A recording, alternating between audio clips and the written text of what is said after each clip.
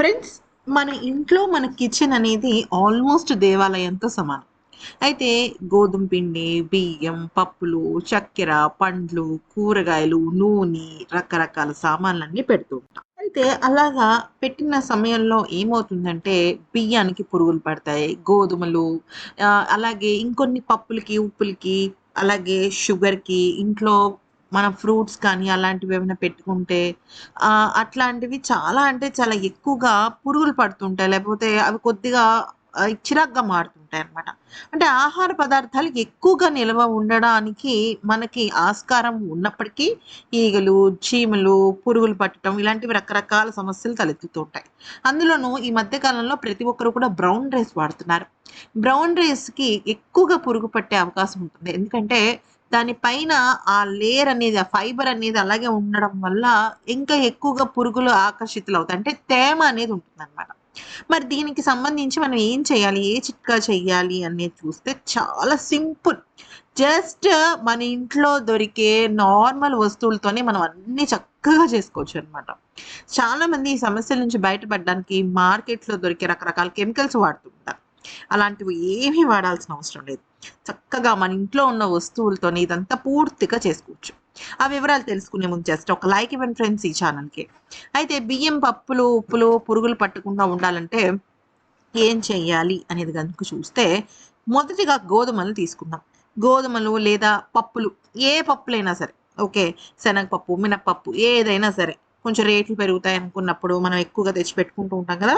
అలాంటప్పుడు ఏం చేయాలి అంటే మనం కొ దానిలో కొన్ని రోజులయిన తర్వాత నల్ల పురుగులొస్తాయి బాగా. ఓకే.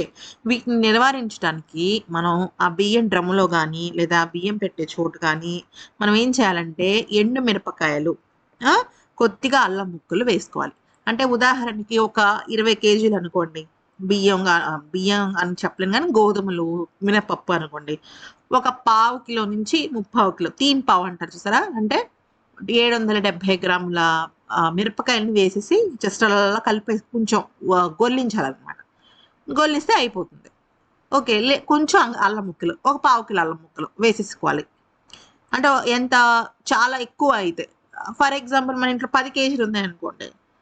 ఒక 300 గ్రాముల మిరపకాయలేసుకుంటే సరిపోతుంది. అలా అన్నమాట.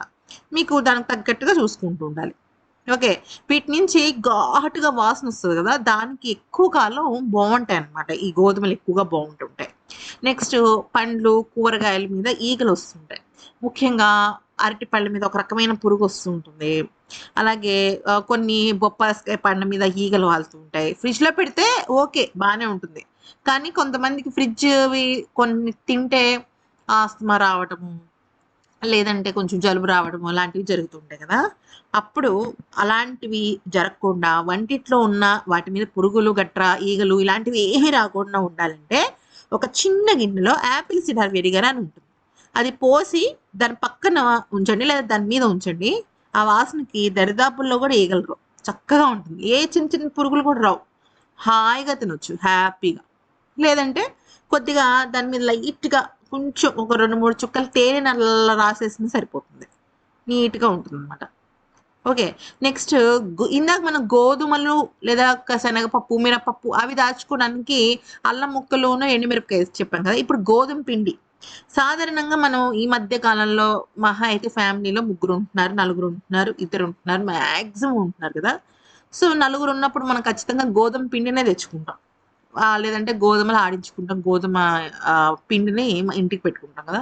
అయితే అది ఒక్కొక్కసారి ఏదో సన్నబడిపోవాలని, డైటింగ్ చేయాలని చెప్పేసి గోధుమ పిండి తెచ్చేసుకుంటాం. చకచకా 2, 3 రోజులు చపాతీలు చేసేసుకుంటాం. తర్వాత అబ్బా! అని పక్కన పడేస్తాం. సో, ఆ గోధుమ పిండి పాడైపోతుంది. మంచిగా కష్టపడి రుబ్బుకున్నది కదా! ఆడించుకున్నది కదా! మరి పాడైపోతే ఎలాగా అనుకుంటే ఏమీ లేదండి. చక్కగా ఆ డబ్బా ఉంటది కదా! గోధుమ పిండి డబ్బా. ఆ డబ్బాలో ఒక 3-4 బిర్యానీ ఆకులు వేయండి. మంచి ఘాటున్న బిర్యానీ ఆకులనమాట. మంచి ఘాటు తెలియాలి మనకి. ఏ పాత బిర్యానీ ఆకులు కాకుండా ఫ్రెష్ బిర్యానీ ఆకులు అమ్ముతారు కదా! అవి చక్కగా ఓ 3, 4 వేసుకోవచ్చు. ఏమీ గాదు. లేదు ఆ బిర్యానీ ఆకు నాకే పడదండి అంటే 2, 3 అగ్గి పుల్లలు వేయండి. ఓకే. బిర్యానీ ఆకు వాసన, అగ్గి పుల్లలోని ఈ సల్ఫర్ వాసన పురుగులను నివారిస్తాయి. పిండి చక్కగా తాజాగా ఉంటుంది. బావుంటుందనమాట. ఓకే. నెక్స్ట్ చక్కెరలో చీమలు పట్టకుండా ఉండాలి అంటే, చక్కెర డబ్బా మూత కాస్త లూజ్గా పెట్టండి. అంటే లూజ్గా పెట్టినట్టయితే చీమలు వచ్చేస్తాయి. స్వీట్లు అవ్వచ్చు, చీమలు అవ్వచ్చు, నల్ల చీమలు అవ్వచ్చు, ఎర్ర చీమలు అవ్వచ్చు, ఏదైనా వస్తాయి కదా. ఏమీ లేదు. షుగర్ చక్కగా మామూలుగా మూత పెట్టుకుని దాని చుట్టూ కొద్దిగా కీరా దోసకాయ చల్లండి. ఓకే, కీరా దోసకాయ వేసుకుంటే సరిపోతుంది. అయితే ఈ మధ్యకాలంలో పెద్దగా షుగర్ విషయంలో ఎవరు పెద్దగా నిల్వ ఉంచుకోవట్లేదు. ఒకవేళ నిజంగా షుగర్ దగ్గర చీమలు గట్రా వస్తే చుట్టూ ఆ డబ్బా చుట్టూ లేదా ఆ డబ్బా మీద కీరా దోసకాయ ముక్కలను పెట్టండి. రోజుకి ఒకసారి తీసేసేయండి, మళ్ళీ పెట్టుకోండి, సరిపోతుంది. రావు ఒక్కసారి చీమలు ఒక 10-15 రోజులు అలా మారుస్తున్నాం అనుకోండి, తర్వాత నుంచి రావు అనమాట. మూత ఎలా పెట్టుకున్నా అవి రావు. మీకు అర్థమైంది కదా. నచ్చితే లైక్ చేసి సబ్స్క్రైబ్ చేసుకోండి.